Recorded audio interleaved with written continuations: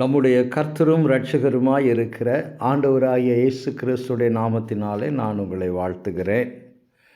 இந்த புதிய வருஷத்திலே தொடர்ந்து கர்த்தருடைய வார்த்தையை கொண்டு உங்களோடு பேசுவதில் இடைப்படுவதில் நான் மகிழ்ச்சி அடைகிறேன். மனிதர்களின் வாழ்விலே பயம் என்பது நிழல் போல மறைந்து கிடக்கிறது, தொடர்ந்து வரக்கூடியது.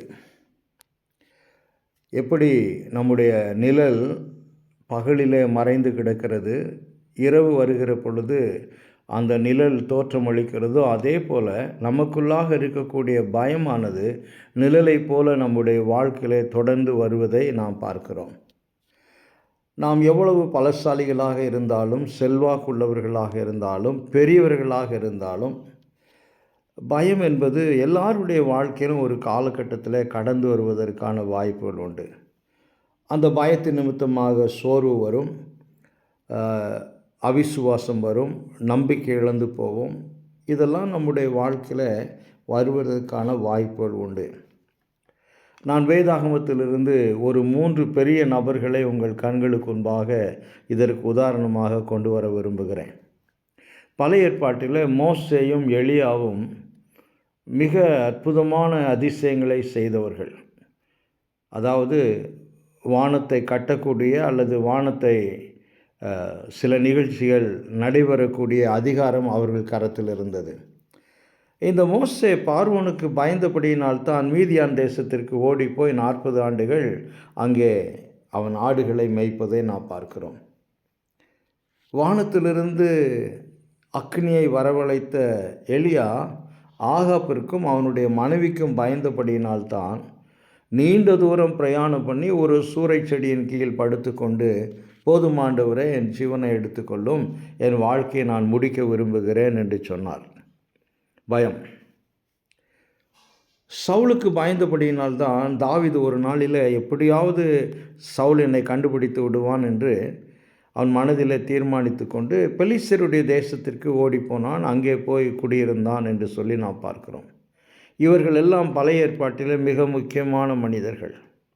மோசே, எலியா, தாவீது, இவர்கள் மாபெரும் மனிதர்கள். வாழ்க்கையில் பல சாதனைகள் சாதித்தவர்கள். ஆனால் இவர்களுடைய வாழ்க்கையிலும் பயம் வந்தது. எனக்கு அருமையான தேவனுடைய பிள்ளைகளே, விசுவாசிகளாகிய நாம் இந்த பூமியில் அழைக்கப்பட்டவர்களாக இருந்தாலும், ஆவியானவரால் அபிஷேகம் பண்ணப்பட்டவர்களாக இருந்தாலும், நிரப்பப்பட்டவர்களாக இருந்தாலும், நம்முடைய வாழ்க்கையிலும் பயம், அவிசுவாசம், சோர்வு, அவநம்பிக்கை போன்ற காரியங்கள் கடந்து வரும் என்பது ஆண்டவராகிய இயேசு கிறிஸ்துவுக்கு தெரியும். இதை அறிந்திருந்தபடியினால்தான் தம்முடைய சீஷர்களை உலகத்திற்குள்ளாக அனுப்புகிற பொழுது சில உண்மைகளை சொல்லி அவர்களை ஆறுதல் படுத்துவதை நாம் வேதாகமத்திலே பார்க்கிறோம். இந்த நாளின் செய்திக்காக நான் தெரிந்து கொண்டிருக்கக்கூடிய வேத பகுதி மத்தேயு எழுதின சுவிசேஷம் 10ஆம் அதிகாரம் 28 31 வசனங்கள். இந்த வசனங்களில் ஆண்டவராய் இயேசு கிறிஸ்து தம்முடைய சீஷர்களை உலகத்துக்குள்ளாக அனுப்புகிறார். அவர்களுக்கு சில ஆலோசனைகளும் சில அறிவுரைகளும் சொல்வதை நாம் பார்க்கிறோம்.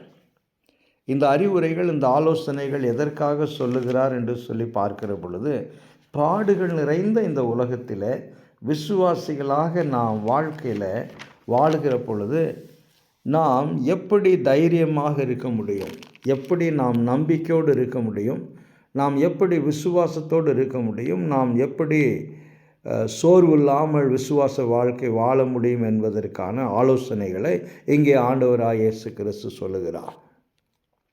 சரி, ஏனென்றால் இந்த பூமியில் நாம் விசுவாசிகளாக வாழுகின்ற பொழுது இவைகள் எல்லாம் நம்முடைய வாழ்க்கையில் வருவதற்கான வாய்ப்புகள் இருக்கிறது. எல்லா நேரமும் எனக்கு பிரியமாக, நமக்கு பிரியமாக இருக்கும் என்று சொல்ல முடியாது. எல்லா நேரமும் நமக்கு சாதகமாக இருக்கும் என்று சொல்ல முடியாது. சம்பூர்ணமாக சௌக்கியமாக இருக்கும் என்று சொல்ல முடியாது. இன்றைக்கு காலையில் நான் ஒரு மருத்துவமனையில் உட்கார்ந்திருந்தேன். அங்கே எங்கள் உறவினர் ஒருவருக்கு உடல்நிலை சரியில்லாதபடினாலே அவர்களை அழைத்து சென்றிருந்தேன். அங்கே அநேக வியாதியஸ்தர்கள் இருந்தார்கள். எல்லாருடைய முகத்திலும் பயம், கவலை, ஒரு ஒரு விதமான சோர்வு அவர்கள் முகத்தில் இருந்தது. ஏன் என்று சொன்னால், அவர்கள் ஒரு விதமான வியாதியினால் பாதிக்கப்பட்டு அவர்கள் சரீரத்திலே உபாதைக்குள்ளாக கடந்து போய் கொண்டிருக்கிறார்கள். ஒருவேளை வாலிப நாட்களாய் அவர்கள் இருந்த பொழுது சந்தோஷமாய் இருந்திருப்பார்கள். ஆனால் இப்பொழுது வியாதியோடு போராடி கொண்டிருக்கிறார்கள். இதுதான் உலகம். இந்த உலகத்தில் எதுவுமே உத்தரவாதமாக நாம் கொடுக்க முடியாது.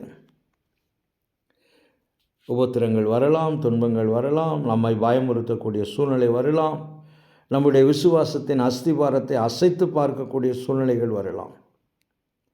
எனவே தான் ஆண்டவராய் இயேசு கிறிஸ்து இந்த மத்தேயு 10ஆம் அதிகாரம் 28 31 வசனம் வரைக்கும் நம்முடைய வாழ்க்கைக்கு அவசியமான காரியங்களை சொல்லுகிறார். இந்த பகுதி விசுவாசிகளுக்கு, உலகத்தில் வாழுகிற யாராக இருந்தாலும் அவர்களுக்கு மிக அவசியமான பகுதி. பாருங்கள், 28வது வசனம், ஆத்துமாவை கொல்ல வல்லவர்களாயிராமல் சரீரத்தை மாத்திரம் கொள்ளுகிறவர்களுக்கு நீங்கள் பயப்பட வேண்டாம். ஆத்துமாவையும் சரீரத்தையும் நரகத்திலே அழிக்க வல்லவருக்கே பயப்படுங்கள். ஒரு காசுக்கு 2 அடைக்கலான் குருவிகளை விற்கிறார்கள் அல்லவா? ஆயினும் உங்கள் பிதாவின் சித்தம் இல்லாமல் அவைகளில் ஒன்றாவது தரையிலே விழாது. உங்கள் தலை மயிரெல்லாம் எண்ணப்பட்டிருக்கிறது. ஆதலால் பயப்படாதிருங்கள். அநேகம் அடைக்கலான் குருவிகளை பார்க்கிலும் நீங்கள் விசேஷித்தவர்களாக இருக்கிறீர்கள். இந்த 3 வசனத்தில் பயப்பட வேண்டாம், பயப்படுங்கள், பயப்படாதிருங்கள் என்ற வார்த்தை 3 முறை வருகிறது. முதலாவதாக 28வது வசனத்தில் பயப்பட வேண்டாம் என்று சொல்லுகிறார், பின்பு பயப்படுங்கள் என்று சொல்லுகிறார். இது ஒன்றோடு ஒன்று முரண்பாடாக இருக்கிறதே என்று மேலெழுந்த வாரியாக நாம் படிக்கிற பொழுது, அதை புரிந்து கொள்ளுகிற பொழுது நாம் அப்படியாக தவறாய் கருத்திலே கொள்வதற்கான வாய்ப்புகள் உண்டு. பயப்பட வேண்டாம் என்று சொல்லுகிறார், பின்பு பயப்படுங்கள் என்று சொல்லுகிறார், மீண்டுமாக பயப்படாதிருங்கள் என்று சொல்லுகிறார். ஆக இந்த 3 பயப்பட வேண்டாம், பயப்படுங்கள், பயப்படாதிருங்கள் என்ற வார்த்தையை அந்த வசனத்தினுடைய சூழ்நிலைக்கு உள்ளே கடந்து போய் நாம் பார்க்க வேண்டும். முதலாவதாக யாருக்கு பயப்பட வேண்டாம் என்று நாம் பார்க்க வேண்டும். ஏனென்றால் இவர்களுக்கு பயப்பட வேண்டாம், இவர்களுக்கு பயப்படுங்கள், மீண்டும் பயப்படாதிருங்கள் என்று சொல்லி ஆண்டவராய் இயேசு கிறிஸ்து சொல்லுகிறார். ஆக முதலாவதாக யாருக்கு பயப்பட வேண்டாம் என்று சொல்லுகிற பொழுது, இந்த பூமியிலே வாழுகிற பொழுது மனிதர்களுக்கு பயப்பட வேண்டாம். ஆத்துமாவை கொல்ல வல்லவர்களாயிராமல் சரீரத்தை மாத்திரம் கொள்ளுகிறவர்களுக்கு நீங்கள் பயப்பட வேண்டாம். அப்படி என்றால் யாரை குறித்து ஆண்டவராய் இயேசு கிறிஸ்து சொல்லுகிறார் என்றால், இந்த பூமியில் அதிகாரத்தில் இருக்கக்கூடிய மனிதர்கள், பலம் கொண்டவர்கள், பலசாலிகள், செல்வாக்குள்ளவர்கள், இவர்கள் உங்கள் வாழ்க்கையில் கடந்து வந்து உங்களை பயமுறுத்துவதற்கான வாய்ப்புகள் உண்டு. உலகமெங்கிலும் பார்க்கிறோம். அதிகாரம் உள்ளவர்கள், செல்வாக்குள்ளவர்கள், படைபலம் உள்ளவர்கள், பணபலம் உள்ள நாடுகள் இன்றைக்கு எளிமையான நாடுகளை நெருக்கி கொண்டிருக்கிறது. இன்றைக்கு எல்லா தேசங்களிலும் உள்நாட்டு கலவரமும் இரத்தம் சிந்துதலும், மனித உயிர்கள் கொல்லப்பட்டு குவிக்கப்பட்டு கொண்டு வருகிறது. அதுவும் இந்த வருஷத்தில் அநேக யுத்தமான செய்திகளை நாம் கேள்விப்பட்டு கொண்டே இருக்கிறோம். இந்த சூழ்நிலையில் வாழுகிற மனிதர்கள் எப்படி பயப்படாதிருக்க முடியும்? உத்தரவாதம் இல்லாத ஒரு உலகம். யாருக்கு எப்பொழுது எந்த வியாதி வரும், யாருக்கு எப்பொழுது வேலை இழந்து போகும், யாருடைய வாழ்க்கையில் வறுமை வரும் என்ற பலவிதமான பயங்கள், கலக்கங்கள் இருக்கக்கூடிய உலகத்திலே நாம் வாழ்ந்து கொண்டு இருக்கிறோம். அப்படி இருக்க பயப்படாதிருங்கள் என்று சொல்லி இயேசு கிறிஸ்து சொல்வார் என்றால், யாருக்கு பயப்பட வேண்டாம் என்று சொல்லுகிறார் என்று பார்க்கிற பொழுது, மனிதர்களால் உருவாக்கப்பட்ட ஆபத்து, மனிதர்களால் உருவாக்கப்பட்ட அதிகாரம், இவைகளுக்கு பயப்பட வேண்டாம்.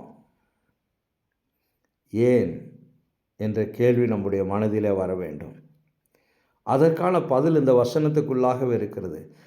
இந்த மனிதர்களின் அதிகாரம் பலன் குறுகியது, இவைகள் அளவிடக்கூடியது, இவைகள் பூமிக்குரிய அதிகாரங்களோடு, பூமிக்குரிய ஆளுகையோடு மனிதர்களின் அதிகாரங்கள் முடிந்துவிடும். இந்த மனிதர்களால் மண்ணுக்கு போகும் நம்முடைய சரீரத்தை தான் அவர்களால் அழிக்க முடியும். ஒருவேளை வியாதி வந்தால் நம்முடைய சரீரம் அழிந்து போகும். இங்கே இயேசு கிறிஸ்து சொல்லுகிற பொழுது, ஆத்துமாவை கொல்ல வல்லவர்களாயிராமல் சரீரத்தை மாத்திரம் கொல்லுகிறவர்களுக்கு நீங்கள் பயப்பட வேண்டாம். அப்படி என்றால் மனிதனுடைய சரீரம் மண்ணுக்கு போகக்கூடும் தன்மையுடையது. வியாதி வருகிற பொழுது, அல்லது எதிர்பாராத சூழ்நிலையில் மரணம் வருகிற பொழுது, வறுமை வருகிற பொழுது, ஏதோ ஒரு காலகட்டத்தில், ஏதோ ஒரு சூழ்நிலையில் நாம் எல்லாரும் மறிக்கப் போகிறோம். ஆனாலும் இந்த உண்மை அநேகருக்கு பிரியம் கிடையாது. மரணம் என்ற வார்த்தை அநேகருக்கு பிடிக்காத ஒரு வார்த்தை. மரணம் என்ற வார்த்தை அநேகருக்கு இஷ்டமில்லாத ஒரு வார்த்தை. ஆனால் எல்லா மனிதனும் ஒரு நாளிலே மறிக்க வேண்டும். பூமியிலே சரீரத்திலே பிறந்த யாராக இருந்தாலும், எவ்வளவு அதிகாரம் உள்ளவர்களாக, செல்வாக்குள்ளவர்களாக, இந்த உலகத்தின் பார்வையில் பெரியவர்களாக இருந்தாலும் ஒரு நாளிலே மறிக்க வேண்டும். பாவத்தின் சம்பளம் மரணம். இந்த மரணம் எல்லாருக்கும் வரும். ஆனால் இந்த மரணத்தோடு மனிதனுடைய வாழ்க்கை முடிந்து போவது கிடையாது. அதையும் இந்த வசனங்களிலே ஆண்டவராய் இயேசு கிறிஸ்து சொல்லுகிறார். மனிதர்களால் நம்முடைய மண்ணுக்கு போகும் சரீரத்தை தான் கொல்ல முடியும், ஆத்துமாவை அழிக்க முடியாது. இந்த சரீரம் நிலையில்லாதது, ஆனால் ஆத்துமா நிலையானது. சரீரம் மண்ணுக்கு போகக்கூடியது, ஆத்துமா தேவனால் கொடுக்கப்பட்டது. அது மறுமையில் தேவனோடு வாழக்கூடிய ஒரு பெரிய ஸ்லாக்கியத்தை பெற்றிருக்கிறது. எனவே தான் இயேசு கிறிஸ்து சொல்லுகிற பொழுது, சரீரத்தை மாத்திரம் கொல்லக்கூடிய சில ஆட்கள் இருக்கிறார்கள், சில சம்பவங்கள் வரும், சில சூழ்நிலைகள் வரும். அவைகளுக்கு நீங்கள் பயப்பட வேண்டிய அவசியம் இல்லை.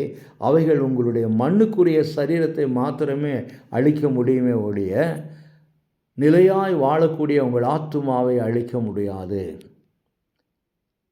அதை முதலாவதாக நாம் நினைவு கூற வேண்டும். ஒன்று. இரண்டாவதாக, மனிதர்கள் நம்மை இந்த உலகத்திலிருந்து அனுப்ப முடியும். உதாரணத்துக்கு, இப்பொழுது யுத்தம் நடக்கிறது என்று வைத்துக்கொள்ளுங்கள். யுத்தத்தில் அநேகர் மரித்து போகிறார்கள். இது மனிதர்களால் நடக்கக்கூடிய யுத்தமாக வைத்துக்கொள்வோம். அப்பொழுது கொலை செய்யப்படுகிறவர்கள் மனிதர்களால் கொலை செய்யப்பட்டார்கள். ஆக மனிதர்கள் இந்த மண்ணுக்குரிய சரீரத்தை அழிக்க முடியும். இந்த உலகத்தை விட்டுத்தான் மனிதர்களால் நம்மை அனுப்ப முடியும். ஆனால் பரலோகத்தை விட்டு, நம்முடைய மறுமைக்குரிய ஜீவியத்திலிருந்து, நித்திய ஜீவியத்திலிருந்து, நாம் தேவனோடு வாழக்கூடிய அந்த வாழ்க்கையிலிருந்து மனிதர்களால் நம்மை பிரிக்க முடியாது, அதை அழிக்க முடியாது.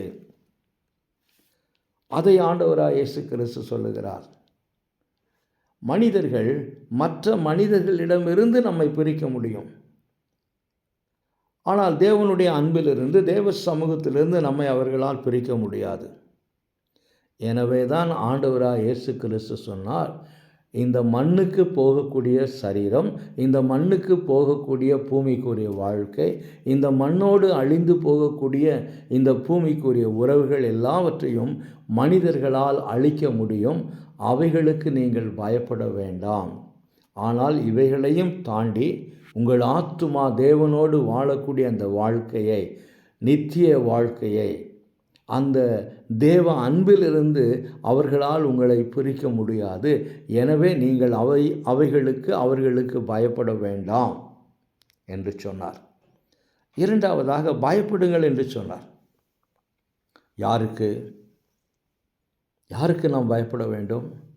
நம்மை உண்டாக்கின தேவனுக்கு நாம் பயப்பட வேண்டும். முதல் மனிதனாகிய ஆதாமை மண்ணிலிருந்து படைத்து அவனுடைய நாசியிலே ஜீவ சுவாசத்தை கொடுத்து அவனை ஜீவாத்மாவாக மாற்றின அந்த தேவனுக்கு நாம் பயப்பட வேண்டும். நம்முடைய பூமிக்குரிய வாழ்க்கையின் மீது மாத்திரமல்ல, மறுமையிலே நமக்கு இருக்கக்கூடிய அந்த வாழ்க்கையின் மீதும் சகல அதிகாரத்தையும் கொண்டவராய் இருக்கிற நம்முடைய தேவனுக்கு நாம் பயப்பட வேண்டும். நமக்கு ஆவி, ஆத்துமா, சரீரத்தை கொடுத்து அவருடைய சாயலிலே நம்மை படைத்த அந்த தேவனுக்கு நாம் பயப்பட வேண்டும். இதைத்தான் ஆண்டவராக இயேசு கிறிஸ்து சீசர்களுக்கு சொன்னார். பயப்படாதிருங்கள். யாருக்கு பயப்படாதிருக்க வேண்டும்? பயப்படுங்கள். யாருக்கு பயப்பட வேண்டும்? பயப்படாதிருங்கள் என்று சொன்ன தேவன் அதற்கான காரணத்தையும் சொன்னார். சரீரத்தை மாத்திரம் கொல்லக்கூடியவர்கள், இந்த பூமிக்குரிய ஸ்லாக்கியத்தை மாத்திரம் அழிக்கக்கூடியவர்கள், அவர்களுக்கு பயப்படாதிருங்கள். பயப்படுங்கள், தேவனுக்கு பயப்படுங்கள். நம்முடைய மறுமைக்குரிய வாழ்க்கையை, நம்முடைய நித்திய ஜீவனுக்குரிய வாழ்க்கையை, தேவனோடு நாம் இருக்கக்கூடிய அந்த நிரந்தரமான வாழ்க்கையை தீர்மானிக்கக்கூடிய தேவனுக்கு நீங்கள் பயப்படுங்கள் என்று சொன்னார். அடுத்து மூன்றாவது முறையாக பயப்படாதிருங்கள் அப்படின்றார். முதலாவது பயப்பட வேண்டாம் என்றார். இரண்டாவது பயப்படுங்கள் என்று சொன்னார். மூன்றாவது பயப்படாதிருங்கள் என்று சொன்னார். 31வது வசனம், ஆதலால் பயப்படாதிருங்கள், அநேகம் அடைக்கலான் குருவிகளை பார்க்கிலும் நீங்கள் விசேஷித்தவர்களாயிருக்கிறீர்கள். ஆகிலும் என்று எப்பொழுதெல்லாம் கர்த்தருடைய வார்த்தை வேதாகம் சொல்லுகிறதோ அதற்கு முன்பாக ஏதாவது சொல்லப்பட்டிருக்கும், ஏதாவது சம்பவம் சொல்லப்பட்டிருக்கும். இங்கே ஆதலால் பயப்படாதிருங்கள் என்று சொல்லி ஆண்டவராக இயேசு கிறிஸ்து சொல்லுகிற பொழுது அங்கே 29வது வசனத்தில் 30வது வசனத்தில் ஒரு அற்புதமான உண்மையை ஆண்டவராக இயேசு கிறிஸ்து சொன்னார். எப்படி என்றால், ஒரு காசுக்கு 2 அடைக்கலான் குருவிகளை விற்கிறார்கள் அல்லவா? ஒருவேளை இன்றைக்கு இருக்கக்கூடிய நம்முடைய பிள்ளைகளுக்கு, இந்த தலைமுறையினருக்கு 1 பைசா என்பது அவர்கள் பார்த்திருக்க மாட்டார்கள். 2 பைசா, 3 பைசா, 5 பைசா, 25 பைசா.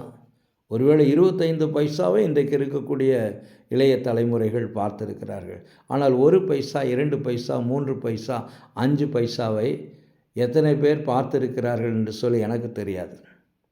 என்னுடைய 3 பிள்ளைகளும் கூட அந்த 1 பைசா, 2 பைசா, 3 பைசா, 5 பைசாவை பார்த்திருப்பதற்கான வாய்ப்புகள் இல்லை என்று சொல்லி நான் நிச்சயமாய் சொல்லுவேன். இயேசு கிறிஸ்துடைய நாட்களில் 1 பைசாவுக்கு 2 அடைக்கலான் குருவிகள் கொடுத்தார்கள். இந்த அடைக்கலான் குருவிகள் எதற்கென்று சொல்லி பார்க்கிற பொழுது, ஏழைகள் தேவாலயத்திலே பலியிடுவதற்கு, வசதி இல்லாதவர்கள் தேவாலயத்தில் வந்து பலிபீடத்திலே காணிக்கையாய் பலியிடுவதற்கு பயன்படுத்தப்பட்ட குருவிகள் அடைக்கலான் குருவிகள். ஆக 1 பைசாவுக்கு 2 அடைக்கலான் குருவிகள் என்று சொல்லுகிற பொழுது, அப்பொழுது 1 பைசாவினுடைய விலை 1/2 பைசா, ஒரு குருவியினுடைய விலை 1/2 பைசா. ஆக இங்கே இயேசு கிறிஸ்து அற்புதமான ஒரு உதாரணத்தை கொண்டு வந்து சீசர்களுக்கு சொல்லுகிறார். அதாவது 1/2 பைசா மதிப்புள்ள அடைக்கலான் குருவிகளுக்கு தேவன் பாதுகாப்பு கொடுக்கிறார். 1/2 பைசா மதிப்புள்ள அடைக்கலான் குருவிகளுக்கு தேவன் பாதுகாப்பு கொடுக்கிறார்.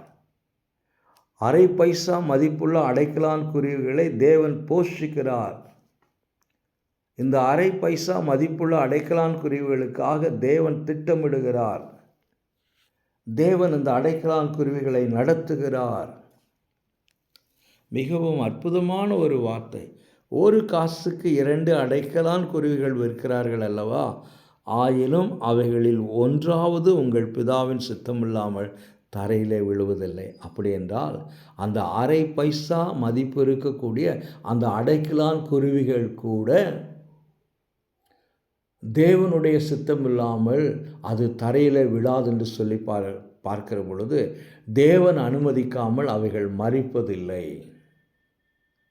தேவன் அனுமதிக்காமல் அவைகளுக்கு மரணம் வராது. அப்படி என்று சொன்னால் அந்த அடைக்கலான் குருவிகளை கூட தேவன் போஷிக்கிறவராய், நினைக்கிறவராய், பாதுகாக்கிறவராய் இருக்கிறார் என்று சொல்லி அதோடு நிறுத்தி விடாமல், நீங்கள் எவ்வளவு விசேஷித்தமானவர்கள்,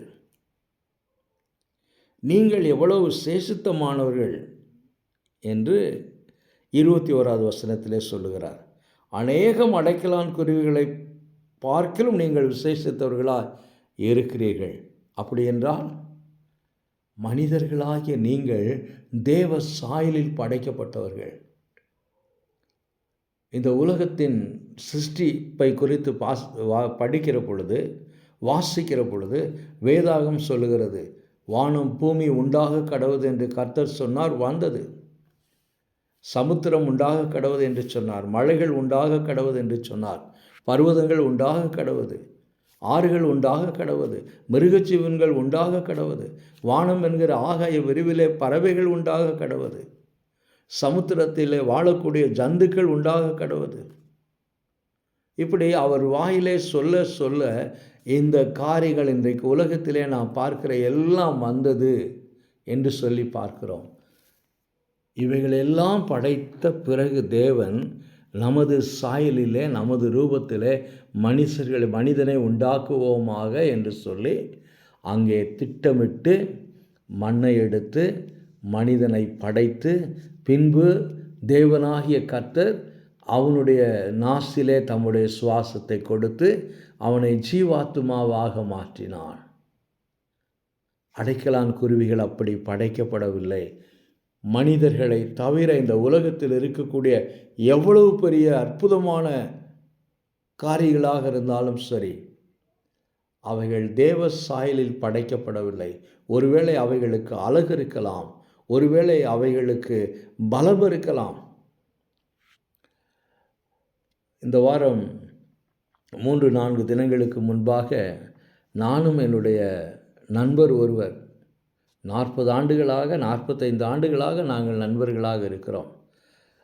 3 நாள் அதிகாலையில் 3 நாளும் அதிகாலையில் கால வேளையில் நாங்கள் இருவரும் மகாபலிபுரம் கடற்கரை பாதையில் நடந்து கொண்டிருந்தோம். ஒவ்வொரு நாளும் காலையில் நடக்கிற பொழுது அதிகாலையில் அந்த சமுத்திரத்தின் அலைகள் மிகவும் ஆக்ரோஷமாய் பயங்கரமாய் சத்தமிடக்கூடியதாக இருக்கும்.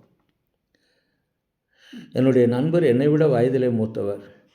அவர் ஒவ்வொரு முறையும் அந்த சமுத்திரத்தை பார்த்து பயத்தோடு சந்தோஷத்தோடு சொல்லுவார், நம்முடைய தேவன் எவ்வளவு பராக்கிரம் உள்ளவர், எவ்வளவு ஞானம் உள்ளவர், எவ்வளவு ஞானமாய் எவ்வளவு பராக்கிரமாய் இந்த சமுத்திரத்தை படைத்திருக்கிறார் என்று சொல்லிவிட்டு ஒரு வார்த்தையை சொன்னார்.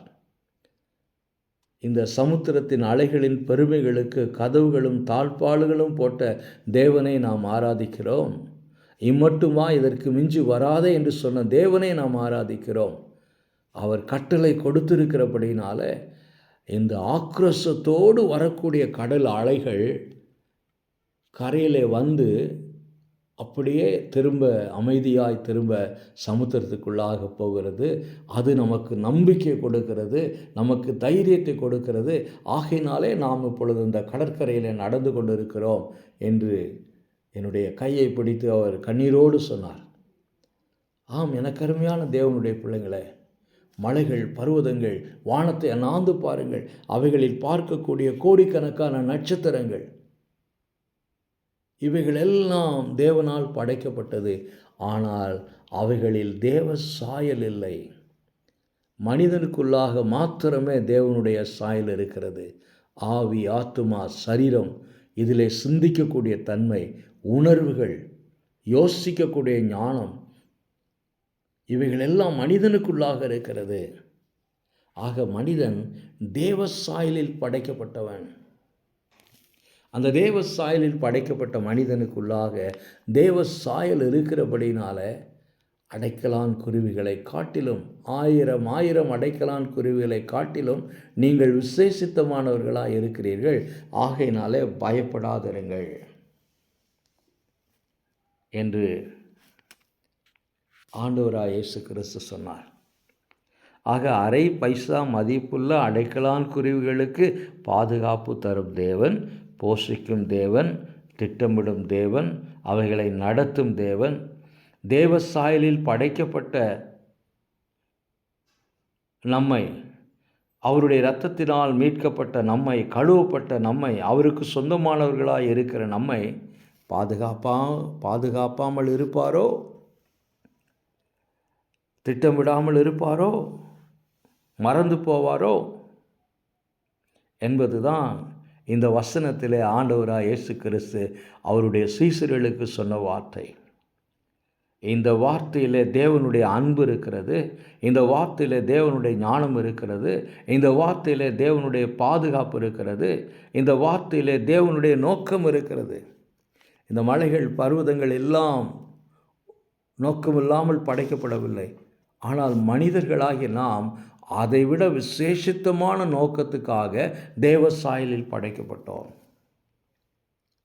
எனக்கு அருமையான தேவனுடைய பிள்ளைகளே, இந்த மத்தேயு 10ஆம் அதிகாரம் 28 31 வரைக்கும் வாசிக்கிற பொழுது இது நமக்கு சொல்லுகிற செய்தி என்னவென்றால், ஓநாய் போன்ற சுபாவத்தை உடைய உலகத்திற்குள்ளாக தேவனுடைய பிள்ளைகள் ஆடுகளைப் போல அனுப்பப்படுகிறோம், வாழுகிறோம்.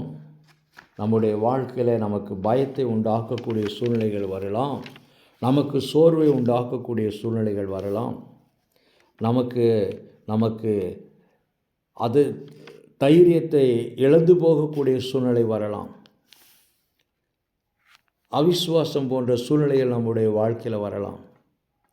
நம்முடைய விசுவாச வாழ்க்கையை அஸ்திவாரத்தை அசைத்து பார்க்கக்கூடிய சூழ்நிலைகள் நம்முடைய வாழ்க்கையில் வரலாம். தாவீதுனுடைய வாழ்க்கையில் வந்தது. எனவே தான் 11வது சங்கீதத்தில் அஸ்திவாரங்களும் நிர்மூலமாகிறதே, நீதிமான் என்ன செய்வான்? வானத்திலிருந்து அக்னியை வரவழைத்த எலியா தீர்க்கதரிசி 400க்கு மேற்பட்ட பாகல்களை வணங்கக்கூடிய தீர்க்கதரிசிகளுக்கு முன்பாக தனி மனிதனாய் நின்று யெகோவாவே தேவன் என்று சொல்லி நிரூபித்த மனிதன். கொடுமையான ராஜா ஆகாப் அவனுக்கு முன்பாக நின்று கொண்டு, என்னுடைய வார்த்தையே அல்லாமல் இந்த பூமியில் 3 ஆண்டுகள் மழை பனி எதுவுமே நீர் பார்க்க முடியாது என்று சொல்லி தைரியமாய் பேசின அதே எலியாதான் ஆகாப்பிற்கும் அவனுடைய மனைவிக்கு பயந்து ஓடிப்போவதை நாம் பார்க்கிறோம். மோசே எகிப்தின் சகல கலைகளையும் கற்று தேறின ஒரு மனிதன், அதே மோசேதான் பார்வோனுக்கு பயந்து மீதியான் தேசத்திற்கு போய் அங்கே யாருக்கும் தெரியாதபடி 40 ஆண்டுகள் ஆடுகளை மேய்த்து கொண்டிருந்தார். எனக்கு அருமையான தேவனுடைய பிள்ளைகளே, நம்முடைய வாழ்க்கையில், இந்த பூமிக்குரிய வாழ்க்கையில் பலவிதமான சூழ்நிலைகள் கடந்து வரலாம். பலவிதமான போராட்டம் மிகுந்த சூழ்நிலைகள் நம்முடைய வாழ்க்கையில் கடந்து வரலாம். எங்கேயும் ஆண்டவராய் இயேசு கிறிஸ்து, ஏன் நம்முடைய கரத்தில் இருக்கக்கூடிய வேதாகமும், எந்த இடத்திலும் நமக்கு இந்த பூமிக்குரிய வாழ்க்கையை பற்றி எதுவுமே உத்தரவாதம் கொடுக்கப்படவில்லை. ஆயுஷ் நாள் முழுவதும் நாம் அதிகாரத்தில் இருப்போம், ஆயுஷ் நாள் முழுவதும் நாம் ஒரே சௌரியத்தில் ஐஸ்வர்யவான்களாக இருப்போம் என்று எங்கேயுமே வேதாகம் நமக்கு உத்தரவாதம் கொடுக்கப்படவில்லை, இயேசு கிறிஸ்துவும் கொடுக்கவில்லை. ஆனால் மறுமையை பற்றி நமக்கு அநேக விதமான ஆசீர்வாதங்கள் வாக்குத்தத்தமாய் நிச்சயமாய் உறுதியாய் கொடுக்கப்பட்டிருக்கிறது. அதை நாம் வேதாகமத்தில் பல இடங்களில் வாசிக்கிறோம். பவுலடிகளால் சிறைச்சாலையிலே சங்கிலிகளால் கட்டப்பட்டு இருந்தாலும் கூட பிலிப்பியர் 3ஆம் அதிகாரம் 20வது வசனத்தில் நீங்கள் படிக்கிற பொழுது, அந்த நிருபத்தை எழுதுகிற பொழுது அங்கே பவுலடிகளார் சொல்லுகிறார், நம்முடைய குடியிருப்பு பரலோகத்தில் இருக்கிறது, அங்கே இருந்து ஆண்டவராய் இயேசு கிறிஸ்து என்னும் இரட்சகர் வர எதிர்பார்த்து காத்து கொண்டிருக்கிறோம் என்று சொல்லிவிட்டு, என்னை பலப்படுத்துகிற கிறிஸ்துவினால் எல்லாவற்றையும் செய்ய எனக்கு பலன் உண்டு என்று சொன்னார். ஆக்சுவலி உண்மையாய் பார்க்க போனால் அவர் அவிசுவாசியாக இருந்திருக்கக்கூடிய வாய்ப்பு உண்டு. விசுவாசம் அசைக்கப்படக்கூடிய ஒரு சூழ்நிலை அவருடைய வாழ்க்கையில் வந்தது. பயத்தோடு இருந்திருக்க வாய்ப்பு உண்டு, சோர்வோடு இருந்திருப்பதற்கான வாய்ப்பு உண்டு. ஏனென்றால் சங்கிலிகளால் கட்டப்பட்டு சிறைச்சாலையில் இருக்கிற மனிதன், என்னை பலப்படுத்துகிற கிறிஸ்துவினால் எல்லாவற்றையும் செய்ய எனக்கு பலன் உண்டு, நான் எந்த சூழ்நிலையில் இருந்தாலும் மனரம்யமாக இருக்க கற்றுக்கொண்டேன் என்றார். ஏனென்று சொன்னால், சங்கிலிகளால் கட்டப்பட்டிருக்கக்கூடிய அனுபவம் என்னுடைய சரீரத்தை கொல்லும், ஆனால் என்னுடைய ஆத்துமாவை அல்ல என்ற உண்மை அவருக்கு தெரிந்திருந்தது. பசினால் இருக்கக்கூடிய அனுபவம் என்னுடைய சரீரத்தை அழித்து போடலாம், ஆனால் என்னுடைய ஆத்துமாவை அழிக்காது என்ற உண்மை அவருக்குள்ளாக இருந்தது. எனவே தான் கிறிஸ்து எனக்கு ஜீவன், சாவு எனக்கு ஆதாயம் என்று பவுல் அப்போஸ்தலன் சொல்வதை நாம் பார்க்கிறோம். எனக்கு அருமையான தேவனுடைய பிள்ளைங்களே, நம்முடைய வாழ்க்கையில் எந்த விதமான சூழ்நிலைகள் வந்தாலும் இந்த 3 காரியங்களை நாம் நினைவு கூற வேண்டும். முதலாவதாக, தேவன் நம்மை மறவாமல் நினைக்கிறவர். அடைக்கலான் குருவிகளை கூட மறவாமல் நினைக்கிற தேவன். அரை பைசாவிற்கு மாத்திரமே மதிப்புள்ள அடைக்கலான் குருவிகளை மறவாமல் நினைக்கிற தேவன் நம்மை நினைக்கிறவராக இருக்கிறார். ஒருவேளை உலகத்தாரால், சொந்த பந்தங்களால் நீங்கள் அடைக்கலான் குருவிகளைப் போல் அற்பமாக எண்ணப்பட்டிருக்கலாம், அலட்சியப்படுத்தப்பட்டிருக்கலாம், பயமுறுத்தப்பட்டிருக்கலாம். ஒருவேளை அலட்சியப்படுத்தப்பட்டவர்களாக, அற்பமாக எண்ணப்பட்டவர்களாக, பயமுறுத்தப்பட்டவர்களாக, ஒருவேளை பயத்தோடு கடந்து போய் கொண்டிருக்கக்கூடியவர்களாக நீங்கள் இருப்பீர்கள் என்றால், ஒரு காரியத்தை நீங்கள் நினைவு கூற வேண்டும். கர்த்தர் உங்களை மறவாமல் நினைத்திருக்கிறார். கர்த்தர் நம்மை மறவாமல் நினைத்திருக்கிறார். அந்த உண்மை முதலாவதாக நம்முடைய வாழ்க்கைக்குள்ளாக கடந்து போக வேண்டும். யார் நம்மை அற்பமாக அலட்சியமாக எண்ணினாலும் சரி, கர்த்தர் நம்மை நினைத்திருக்கிறார். இரண்டாவதாக, அடைக்கலான் குருவிகளை பாதுகாக்கிற தேவன் நம்மையும் பாதுகாப்பார். மூன்றாவதாக, அடைக்கலான் குருவிகளுக்காக திட்டமிடுகிற தேவன், சர்வ ஞானமுள்ள வல்லமுள்ள தேவன் நமக்காகவும் திட்டமிடுகிறவராயிருக்கிறார். இந்த நம்பிக்கையோடு இந்த பூமிக்குரிய வாழ்க்கையில் வாழுவோம். இந்த வருஷத்தினுடைய முதலாவது மாதம், மீதி இருக்கக்கூடிய நாட்கள் எப்படி இருக்கும் என்று சொல்லி யாருக்கும் தெரியாது.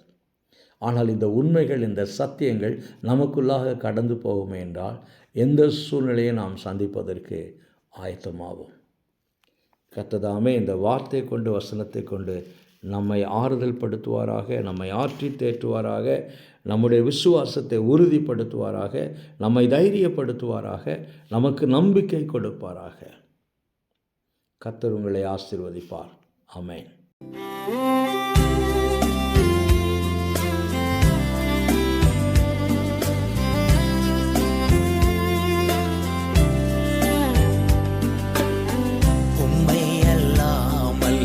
எனக்கு யாருண்டு? உம்மை தவிர விருப்பம் எது உண்டு? உம்மை அல்லாமல் எனக்கு யாருண்டு? உம்மை தவிர விருப்பம் எது உண்டு? ஆசையெல்லாம் நீர்தானையா, தேவையெல்லாம் நீர்தானையா. ஆசையெல்லாம் நீர்தானையா, தேவையெல்லாம் நீர்தானையா. ரட்சகரே இயேசுநாதா, தேவையெல்லாம் நீர்தானே.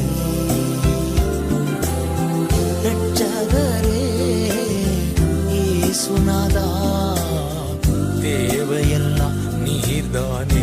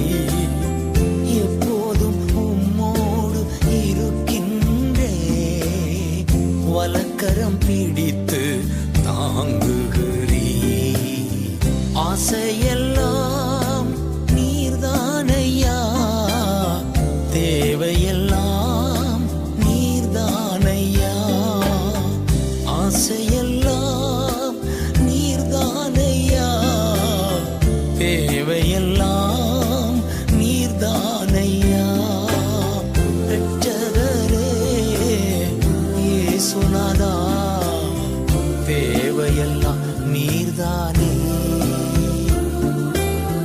ரட்சகரே இயேசுநாதா, தேவையெல்லாம் நீர்தானே.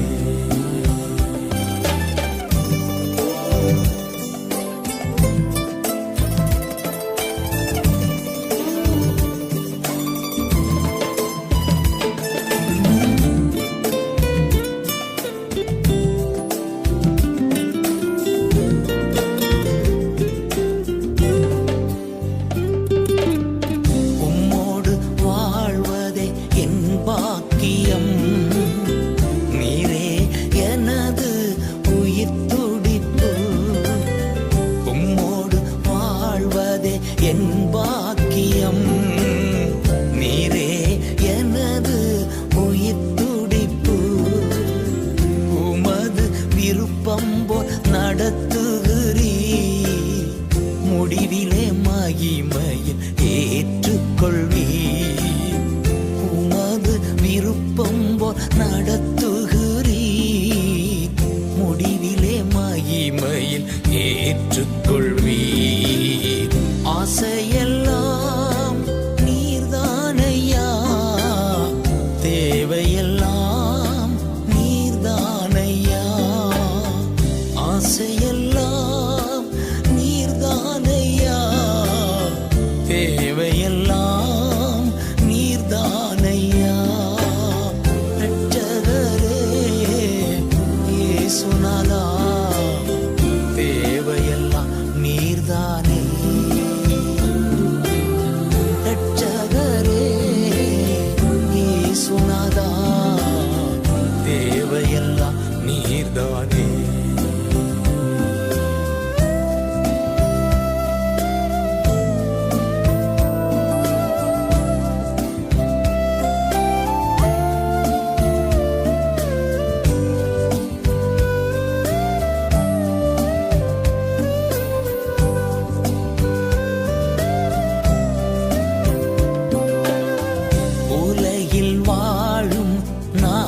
நாட்களெல்லாம் உமது செயல்கள் சொல்லி மகிழ்வே.